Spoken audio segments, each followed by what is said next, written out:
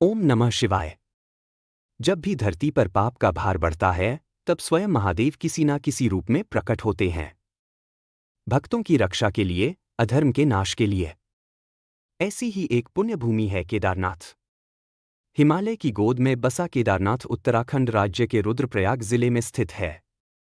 यह समुद्र तल से लगभग 11,755 फीट की ऊंचाई पर बसा है। 4 धामों में से एक और 12 ज्योतिर्लिंगों में सम्मिलित केदारनाथ का यह धाम शिव भक्तों के लिए मोक्ष का द्वार माना जाता है।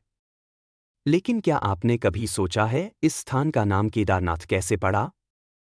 क्यों भगवान शिव यहाँ प्रकट हुए? और क्या था उनका पांडवों से संबंध? चलिए जानते हैं इस दिव्य कथा को। महाभारत के बाद पांडवों की यात्रा। महाभारत का युद्ध समाप्त हो चुका था, लेकिन पांडवों का मन शांत नहीं था। उन्होंने अपार रक्तपात देखा था, अपने ही बंधु बांधवों का वध किया था। गुरु द्रोण, पितामह भीष्म, कर्णहर और बस विध्वंस की यादें थी।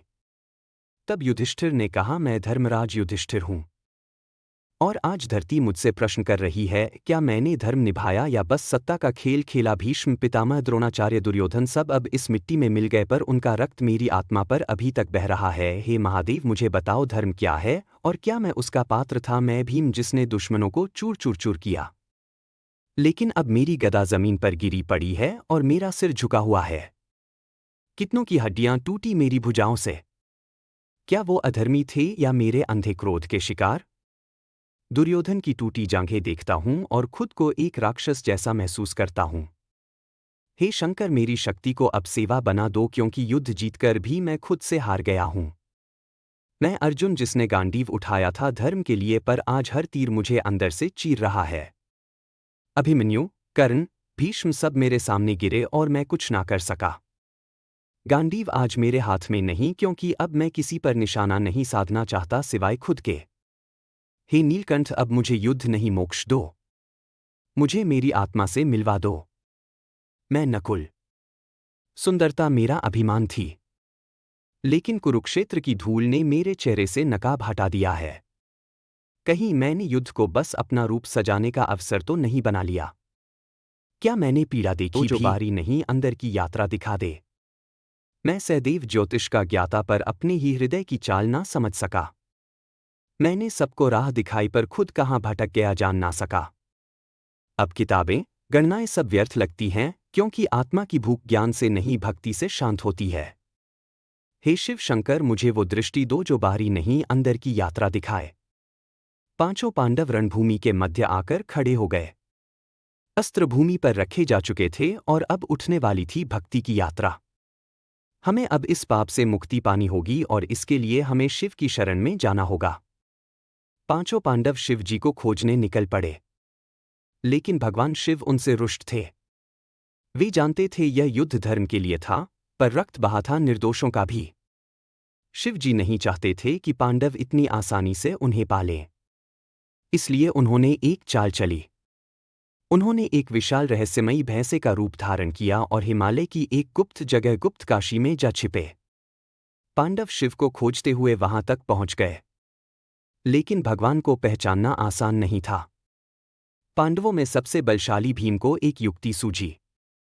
उसने देखा कि कई पशु, विशेषकर भैंसें, इन पहाड़ी दर्रों से होकर निकल रही हैं। भीम को संदेह हुआ, कहीं भगवान शिव स्वयं तो इनमें नहीं है, और तब भीम ने एक अभूतपूर्व योजना बनाई।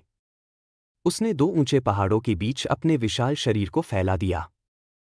जैसे ही कोई पशु उस रास्ते से निकलता, वो उसे रोके, परखे और जांचे। भीम ने गर्जना की, अब इस मार्ग से कोई भी पशु मेरी अनुमति के बिना पार नहीं जा सकता। समय बीतता गया। पशु आते रहे, जाते रहे, और फिर एक विचित्र भैंसा वहां से निकलने को हुआ।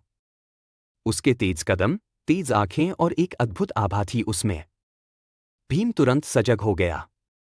यह कोई साधारण पशु नहीं हो सकता।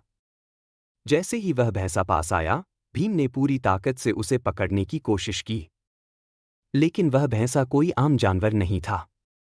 वह स्वयं भगवान शिव थे। जैसे ही भीम ने उसे पकड़ना चाहा, शिव जी उस स्थल की धरती में जोर से समा गए, मानो धरती ने उन्हें अपने भीतर ले लिया हो। भीम स्तब्ध रह गया। बाकी पांडव भी वहां पहुंचे और एक अद्भुत दृश्य देखा। भूमि पर एक दिव्य प्रकाश प्रकट हुआ और भैंसे का सिर कुबड़ भाग यानी पीठ बाहर रह गया। वही स्थान बना केदारनाथ। पांडवों की भक्ति से प्रसन्न होकर शिवजी उसी स्थान पर प्रकट हुए। उन्होंने कहा, हे पांडवों, तुम्हारी तपस्या सच्ची थी। मैं प्रसन्न हूं। यही मेरा निवास रहेगा। केदार क्षेत्र के रूप में जो भी भक्त सच्चे मन से यहां मेरी पूजा करेगा उसे जीवन मरण के चक्र से मुक्ति मिलेगी, मोक्ष प्राप्त होगा। पांडवों ने उसी स्थान पर मंदिर की स्थापना की। कालांतर में यही स्थल केदारनाथ धाम कहलाया। पंच केदार की स्थापना, जहां भगवान शिव का कुबड़ गिरा वहां बना केदारनाथ। उनके अन्य अंग भी 5 अलग अलग स्थानों पर प्रकट हुए। केदारनाथ, कुबड़, तुंगनाथ, भुजाएं, रुद्रनाथ, मुख, माधेश्वर, नाभि, कल्पेश्वर, जटाएं। इन 5 को मिलाकर कहते हैं पंच केदार।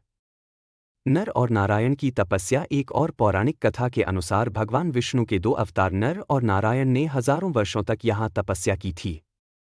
वे चाहते थे कि भगवान शिव यहां प्रकट हो और इस भूमि को पवित्र करें। इस भूमि को पवित्र करें।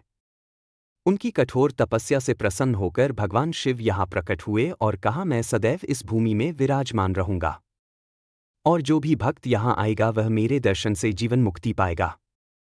केदारनाथ मंदिर का निर्माण, ऐसी मान्यता है कि पांडवों ने ही सबसे पहले केदारनाथ मंदिर की स्थापना की थी।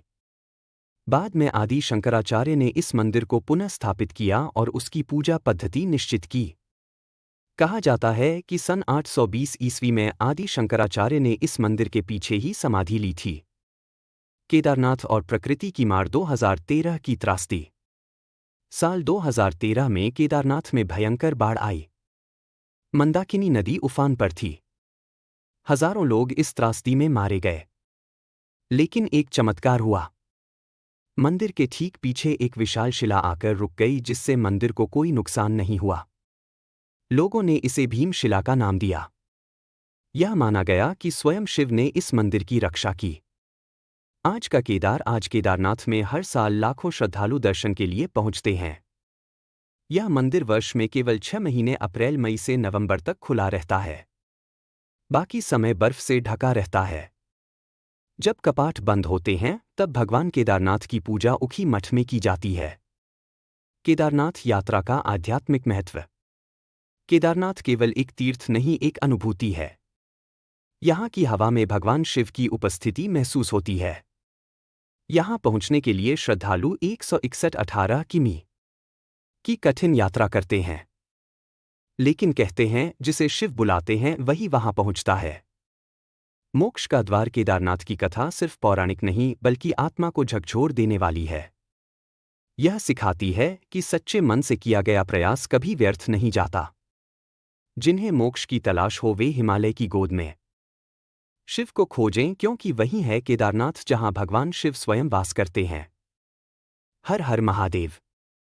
आपका एक सब्सक्राइब हमारी संस्कृति को आगे बढ़ाने में एक कदम है।